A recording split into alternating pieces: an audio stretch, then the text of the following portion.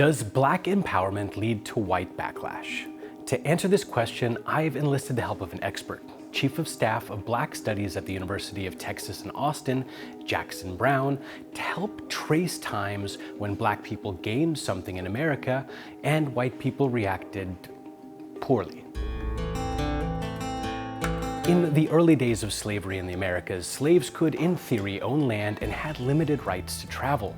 But after a slave rebellion in British-administered South Carolina in 1739, new laws came into effect. Slave codes essentially outlined the rules of engagement for slavery, set the terms for when and if enslaved blacks could leave a slave owner's property, strip blacks of property rights, of their rights to self-defense and legal recourse, and prohibited their access to literacy education. And if you were white and taught a Black person how to read or write, you could go to jail. And the Black student, they got the whip, or worse. There were whites in the South that didn't like what was going on, and they helped the Underground Railroad to help escaped slaves find freedom in the North, which was illegal at the time.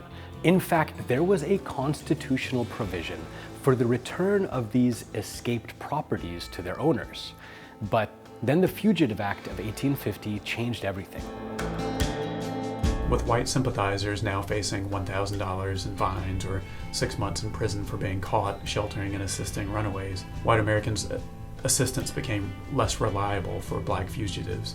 But none of that was to last. With Lincoln's Emancipation Proclamation in 1863 and the ratification of the 13th Amendment just 2 years after his assassination, Blacks were freed. And then in 1870, the 15th Amendment gave them the right to vote, and good things started happening.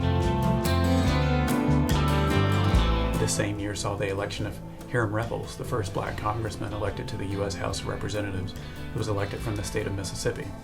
From 1870 through to the end of America's Reconstruction in 1877, the nation saw Blacks win elections for the first time across the country. They were finally accepted as equals to whites and lived together, side by side, happily ever after. A more enduring form of white backlash to the end of slavery was the formation of the Ku Klux Klan in 1865 in Pulaski, Tennessee. The organization would go on to engage in campaigns of racial terror and extra-legal lynchings of Black Americans for nearly 90-odd years. Almost 4,000 lynchings of Black people were carried out in southern states between 1877 and 1950, many carried out by the KKK. This time, between the Reconstruction and the Civil Rights Bill, is referred to as the Jim Crow era, a term referring to a popular blackface act established in the 19th century by Thomas Dartmouth Daddy Rice. Segregation was upheld in the 1896 U.S. Supreme Court case Plessy v. Ferguson, which enshrined the separate but equal doctrine. It meant washrooms, schools, seating in restaurants, and other facilities were separate. But unlike its name, the law rarely, if ever, ensured true equality. This era was also marked by the exploitation of Black laborers in the South, who were forced, often via the enforcement of vagrancy laws, into sharecropping agreements with Southern landowners. That's right. These previously enslaved people were forced to go back to work.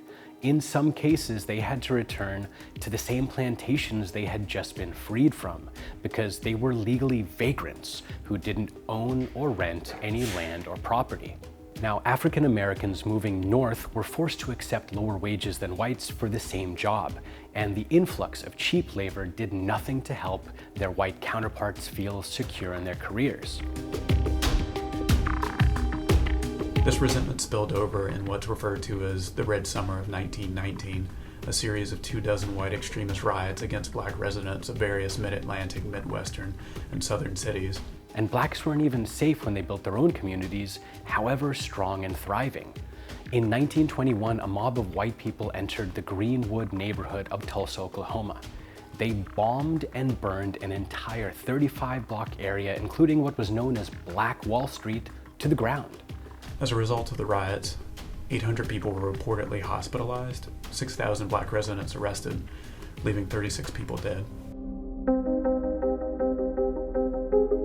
Then came the Civil Rights Movement, and with it a leader, The then successes of the Montgomery bus boycotts thrust Dr. Martin Luther King Jr.'s message into the nation's psyche. I have a dream. The white backlash to King's work was strong and unyielding. His home and that of a white minister who was a civil rights activist were both bombed in 1955 in Montgomery, Alabama. And even the FBI was actively working against him and black empowerment organizations, launching COINTELPRO in 1955. This program's aim was to infiltrate, harass, disrupt the political activities of, and spread disinformation about such groups, including the Black Panther Party in the late 1960s and early 70s. And it did so in some cases illegally, which the Bureau later acknowledged and apologized for in 1976. Dr. King saw to the end of legalized discrimination based on race, color, and national origin with the Civil Rights Act of 1964, followed by the Voting Rights Act in 1965. Then, on April 4th, 1968, Dr. King was assassinated. And in the same year, African Americans witnessed what they hoped would be the end of redlining, a practice where banks would literally draw red lines on maps to outline black neighborhoods and reject loans to any applications in those zones. Black businesses and homes crumbled because nobody would approve their applications. The Fair Housing Act of 1968 outlawed discrimination with regard to the sale, rental, and financing of housing based on race or national origin. Yet instances of such bias in lending, selling, and rental practices persist to this day. Fast forward to what many see as the crowning moment for blacks in America. As the nation's first black president, and before that, first black candidate to win the nomination of a major U.S. political party, his sweeping victory in 2008 in the 2008 political contest represented racial progress, or at least the renewed promise of racial progress in America. But following his re-election, there was a spate of killings of unarmed black men and boys by white police officers. African Americans reacted by protesting, and some even took a knee, but many didn't get the picture. Then this happened. We will make America great again. Trump's election to the U.S. presidency in 2016 was in many ways a rebuke to the Obama era. White backlash has only been emboldened since Trump took office, evident most prominently in 2017's Unite the Right rally of white nationalists in Charlottesville, Virginia, drawing an estimated 500 to 600 participants from 35 states. Many of these people were, of course, identified and outed. Some lost their jobs, but they all felt confident enough to go out unmasked and, well,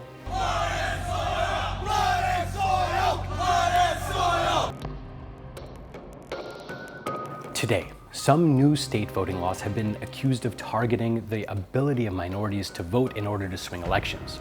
In Georgia, for example, an exact match scheme means that the name on the ID must exactly match the state's records.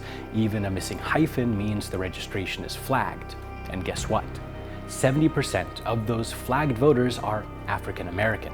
So how far has America come as a nation in terms of equality, and how far does it have to go?